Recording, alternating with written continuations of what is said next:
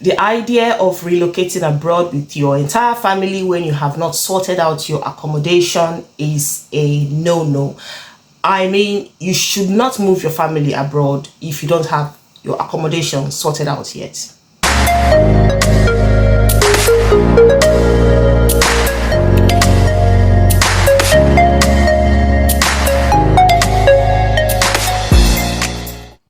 Hi, welcome to my channel. My name is Adora.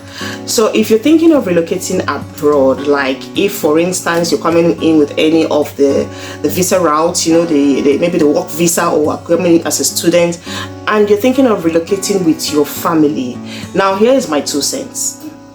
Do not relocate with your entire family unless you have your accommodation sorted out. I repeat, do not move the entire family unless you have sorted out your accommodation issues. Now, there are lots of people that keep coming into the UK and they get stranded later on. A lot of people that come into the UK with promises from maybe friends or even families telling them, don't worry, come in. When you come in, I'm going to accommodate you until you're able to find your feet. Or don't worry, I have a room for you, I have space for you, I have house for you, I have this. Before you leave your country, it's always advisable for you to ensure that your accommodation is certain, like it is sure that as you're coming into the country, you have a place to lay your head without stress. Do not depend on family and friends. Now, why am I saying do not depend on family and friends? Because they might fail you at the end of the day. Now, there's a situation that is going on at the moment. A family of 4, a mother, father, and 2 children who came into the UK, and they came in to stay with the wife's elder sister and her family. Of course, the wife's elder sister has a family. She's married with her own children, and they only have a 3-bedroom apartment. And now this family from Nigeria comes in to join them. First day, everything is fine, the welcomes, the greeting, and everybody's enjoying, having fun, seeing family, cousins, and all of that. Second, third, fourth day, all is still well. By the 2nd week, people are beginning to get uncomfortable. The children are beginning to have issues amongst themselves.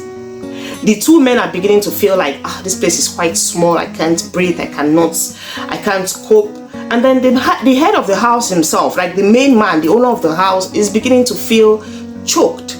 Like he buys his electric and before you know it, it's finished. He buys his gas and before you know it, the gas is finished. The foodstuffs in the house no longer last as long as it used to be. You know, little things like this starts causing friction in the house. And then each time the man says something about, let's try and minimize the way we use electricity, or let's try and minimize the way we use gas, or let's try and know how we eat, let's try not to waste food, because sometimes he goes into the bin and he sees food wasted, on eating food wasted or things like that, and it gets him really crazy. And whenever he speaks out, it's like there's this little like, can't you just wait until they go? They just have a few more days to stay and they leave. And then on the other side, the family that have just come to meet the family in UK, I mean the family coming from back from home, is beginning to feel like, oh, can't you even just be patient with us? It's not like we're coming here to stay forever. We just want to get our own place and then we leave. And then even before the end of the 2nd week, the head of the home, that is the man that owns the house in the UK, is beginning to tell them, you know what, I can no longer do this. I've tried enough. You guys need to get a place to move. And because the other family is still becoming uncomfortable with this whole thing, they felt within themselves like, where we are coming from, we have a much bigger house, we have enough space, we have drivers, we have everything, we have our comforts there. So just because we are staying with you for a few days doesn't mean you should disrespect us. And the family decides to move out of the house and they moved into a hotel. Now, moving into a hotel costs them a lot, because the money they would have used to rent a house is what they're wasting in a hotel. In a hotel, it's not like you can cook in a hotel, you can't do your laundry in a hotel, so the comfort they're getting in the hotel is nothing compared to when you have your own house. Now they've been in the hotel for quite a while, trying to get an accommodation, trying to rent somewhere, but you know what? It's not forthcoming. Because at the moment, the housing crisis in the UK is like above the roof. Like, it's too much. A lot of people are complaining. People are getting really, really, really stressed about finding a place to live. Even the indigenous of the country itself, they are all complaining. A lot of people are having problems getting a place to live, getting an accommodation. Now, the issue is not even just the price, not even just the cost of housing, is the availability. Is it even there? Are there even houses for rent? And sometimes when you get a place or a house you want to rent, or an apartment you want to rent, before you know it, you are like 10 people on the queue waiting for just this one house. So at the end of the day, it's like the highest bidder. It's not about who is more it's not about your priority. It's not about how important it is to you. It's just about the highest bidder, about who is going to pay the landlord more. So you understand, if you don't know how to like kind of maneuver these things, you are left stuck. You are in limbo, living from house to house, from place to place, or squatting in a hotel for as long as you can.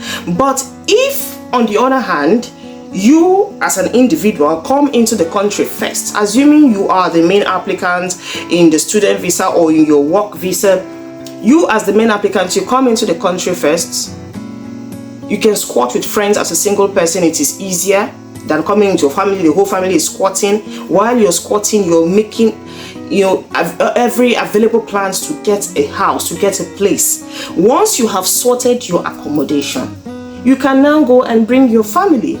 Now your family is coming straight from the airport to the house, to their place of comfort, without having to sleep in one uncomfortable accommodation or the other. So that's the issue. But a lot of people, once they get their visa back home, the first thing they do is just to get on the plane and move. And I have an uncle there is gonna receive us, or I have a friend who is waiting to receive us. I have an uncle, I have this family, and have that family waiting to receive us.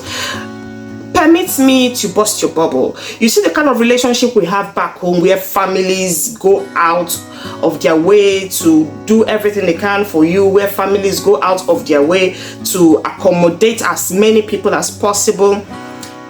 It doesn't really happen like that here. It's not always the case. It's not always the case where you will see that family member who is ready to keep you in their house for as much as 6 months, 7 months, 8 months, especially when you don't have anything to offer. And what I mean when you don't have anything to offer is like when you are not even helping in the house, because people will be complaining about bills, people will be complaining about expenses, so many other things that might even inconvenience you who have just come to join them. So before you leave your country to the UK, the US, anywhere outside your country, and you're relocating, if you cannot afford to get an accommodation that will welcome the whole family as a whole, initially you go alone. When you have sorted that idea, that issue, then you can now go and get your family. That's how it works, to avoid discomfort, to avoid inconvenience of any sort, and to make your arrival to the UK especially a memorable one. Thank you very much for watching, and I hope to see you next time. Bye.